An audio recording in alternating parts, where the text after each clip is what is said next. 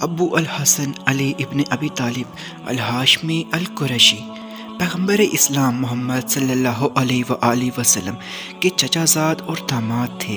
ام المومنین خدیجۃ الکبریٰ رضی اللہ عنہ کے بعد دوسرے شخص تھے جو اسلام لائے، اور ان سے قبل ایک خاتون کے علاوہ کوئی مرد و زن مسلمان نہیں ہوا۔ یوں سابقین اسلام میں شامل اور عشرہ مبشرہ بیعت رضوان، اصحاب بدر و احد اور اہل بیت میں سے بھی تھے، بلکہ تمام جنگوں میں ان کا کردار سب سے نمایاں تھا، اور فاتح خیبر بھی ہیں۔ ان کی ساری ابتدائی زندگی محمد صلی اللہ علیہ وآلہ وسلم کے ساتھ ساتھ گزری۔ وہ تنہا صحابی ہیں جنہوں نے کسی جنگ میں بھی رسول خدا کو تنہا نہیں چھوڑا۔ ان کی فضیلت میں صحائف ستہ میں درجنوں احادیث ہیں۔ رسول اللہ نے انہیں دنیا اور آخرت میں اپنا بھائی قرار دیا۔ دیگر اصحاب کے ساتھ ان کو بھی جنت اور شہادت کی موت کی خوشخبری دی۔ عثمان بن عفان رضی اللہ تعالیٰ عنہ کے بعد اسلام کے چوتھے خلیفہ ہیں۔ سن 656 سے 661 تک حکمرانی کی، لیکن انہیں شیعہ مسلمانوں کے ہاں خلیفہ بلا فصل، پہلا امام معصوم اور وصی رسول سمجھا جاتا ہے۔ مسلمان انہیں ابو الحسن، ابو تراب، حیدر و حیدر، اسد اللہ، شیر خدا، المرتضیٰ، امیر المومنین، باب مدینۃ العلم، اور عام طور پر عرب میں سیدنا علی، عرب و عجم میں امام علی، ہند و پاک میں مولا علی، اور اضافی دوائی الفاظ کرم اللہ وجہ علیہ السلام اور رضی اللہ تعالیٰ عنہ کے ساتھ یاد کرتے ہیں۔ مولا علی علیہ السلام ابو طالب اور فاطمہ بنت اسد علیہ السلام کے ہاں پیدا ہوئے۔ روایات کے مطابق علی علیہ السلام مقدس ترین اسلامی شہر مکہ کعبہ کے اندر جائے حرمت میں پیدا ہوئے تھے۔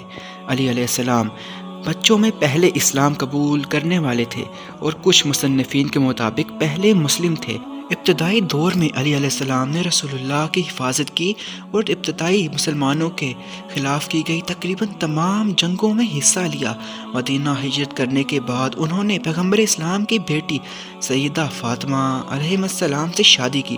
خلیفہ عثمان بن عفان کے قتل کے بعد سن 656 میں صحابہ نے انہیں خلیفہ منتخب کیا تھا۔ علی علیہ السلام نے اپنے دور خلافت میں 2 بغاوتیں اور ایک خوارج کی خانہ جنگی دیکھی اور نہایت بہترین اقدامات کیے۔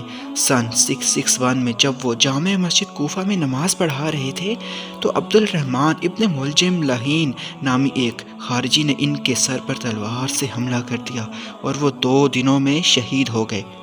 امام علی علیہ السلام کی ولادت 13 رجب بمطابق 17 مارچ 599 عیسوی مکہ مکرمہ میں ہوئی۔ آپ کی وفات 21 رمضان مبارک 40 ہجری بمطابق 27 جنوری کو کوفہ شہر میں ہوئی۔ امام علی علیہ السلام کائنات کے پہلے نجیب الطرفین سید ہیں، یعنی آپ والد اور والدہ دونوں کی طرف سے ہاشمی ہیں۔ یوں آپ علیہ السلام ہاشمی قریشی ہیں اور آپ کائنات کے پہلے نجیب الطرفین سید ہیں۔ آپ علیہ السلام کے 18، 14 یا 12 بیٹے اور تقریباً اتنی ہی بیٹیاں تھیں۔ آپ کے تمام بیٹوں میں سے آپ کی اولاد صرف 5 بیٹوں سے چلی، جن میں امام حسن، امام حسین، امام محمد الحنفیہ، مولا عباس اور عمر الاطرف علیہ السلام شامل ہیں۔ مولا علی علیہ السلام کی والدہ فاطمہ بنت اسد سلام اللہ علیہا نے رسول اکرم صلی اللہ علیہ وآلہ وسلم کی پرورش اپنے بیٹے کی طرح کی۔ مستند روایات کے مطابق وہ مسلمان ہوئیں اور ہجرت کر کے مدینہ گئیں۔ ان کا انتقال ہوا تو رسول خدا نے کفن میں اپنی قمیض مبارک پہنائی اور قبر میں لیٹ کر اس کو متبرک کیا۔ لوگوں نے اس عنایت کی وجہ دریافت کی تو فرمایا کہ ابو طالب کے بعد سب سے زیادہ اسی نیک سیرت خاتون کا ممنون احسان ہوں۔ حضرت علی ابن ابی طالب علیہ السلام آپ صلی اللہ علیہ وآلہ وسلم کی بعثت سے 10 برس پہلے پیدا ہوئے تھے۔ ابو طالب علیہ السلام نہایت کثیر العیال اور معاش کی تنگی سے پریشان تھے۔ قحط و خشک سالی نے اس مصیبت میں اور بھی اضافہ کر دیا، اس لیے رسول اللہ نے اپنے محبوب چچا کی عثرت سے متاثر ہو کر حضرت عباس علیہ السلام سے فرمایا کہ ہم کو اس مصیبت و پریشان حالی میں اپنے چچا کا ہاتھ بٹانا چاہیے۔ چنانچہ حضرت عباس علیہ السلام نے حسب ارشاد جعفر طیار علیہ السلام کی کفالت اپنا ذمہ لی، اور سرور کائنات علیہ السلام کی نکاح انتخاب نے علی علیہ السلام کو پسند کیا۔ چنانچہ وہ اس وقت سے برابر رسول خدا صلی اللہ علیہ وآلہ وسلم کے ساتھ رہے۔ سن 2 ہجری میں رسول خدا صلی اللہ علیہ وآلہ وسلم نے مولا علی علیہ السلام کو دامادی کا شرف بخشا، یعنی انہیں اپنی محبوب ترین صاحبزادی سیدۃ النساء حضرت فاطمہ زہرا سلام اللہ علیہا سے نکاح کر دیا۔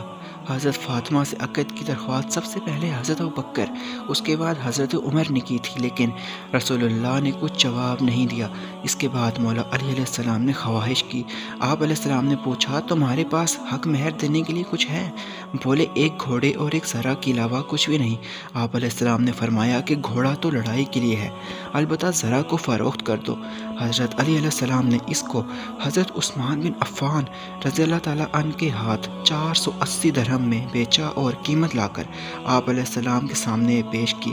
آپ علیہ السلام نے حضرت بلال رضی اللہ تعالیٰ عنہ کو حکم دیا کہ بازار سے عطر اور خوشبو خرید لائیں اور خود نکاح پڑھایا۔ امام علی علیہ السلام کی زندگی نہایت فقیرانہ اور زاہدانہ تھی۔ خود رسول اکرم صلی اللہ علیہ وآلہ وسلم کے ساتھ رہتے تھے۔ ذاتی ملکیت میں صرف ایک اونٹ تھا، جس کے ذریعے سے اکثر یعنی ایک قسم کی گھاس کی تجارت کر کے دعوت ولیمہ کے لیے کچھ رقم جمع کی۔ لیکن امیر حمزہ علیہ السلام نے حالت نشہ میں، یاد رہے اس وقت تک شراب حرام نہیں ہوئی تھی، اس اونٹ کو ذبح کر کے کباب سیخ بنا دیے۔ اس لیے اب اقلیم زاہد کی تاجدار کے پاس اس رقم کے سوا جو ذرا کی قیمت میں سے مہر ادا کرنے کے بعد بچ رہی تھی اور کچھ بھی نہ تھا۔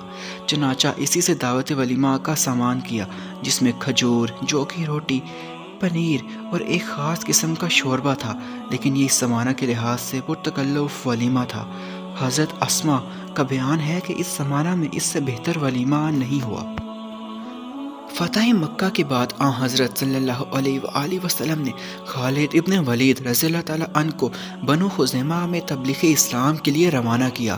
انہوں نے توحید کی دعوت دی۔ بنو خزیمہ نے اسے قبول کیا، لیکن اپنی بدویت اور جہالت کے باعث اس کو ادا نہ کر سکے، اور اسلمنا کے یعنی ہم نے اسلام قبول کیا کی بجائے سبانا سبانا یعنی ہم بے دین ہو گئے کہنے لگے۔ حضرت خالد بن ولید رضی اللہ تعالیٰ عنہ نے ان کا منشا سمجھ کر سب کو قید کر لیا اور بہتوں کو قتل کر ڈالا۔ حضور اکرم نے سنا تو نہایت متاثر ہوئے اور حضرت علی علیہ السلام کو اس غلطی کی تلافی کے لیے روانہ فرمایا۔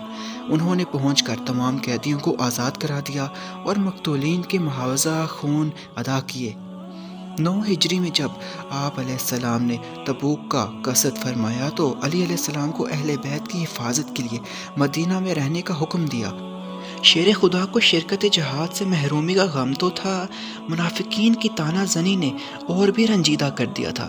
سرور کائنات صلی اللہ علیہ وآلہ وسلم کو اس حال کا علم ہوا تو ان کا غم دور کرنے کے لیے فرمایا، علی، کیا تم اسے پسند کرو گے کہ میرے نزدیک تمہارا وہ رتبہ ہو جو ہارون کا موسیٰ کے نزدیک تھا، لیکن بس میرے بعد کوئی نبی نہ ہوگا۔ امام علی علیہ السلام کو اندرونی شورشوں اور خانہ جنگیوں کے دباؤ سے اتنی فرصت نہ مل سکی کہ وہ اسلام کی فتوحات کو دائرہ کو وسیع کریں، تاہم آپ بیرونی امور سے غافل نہ رہے۔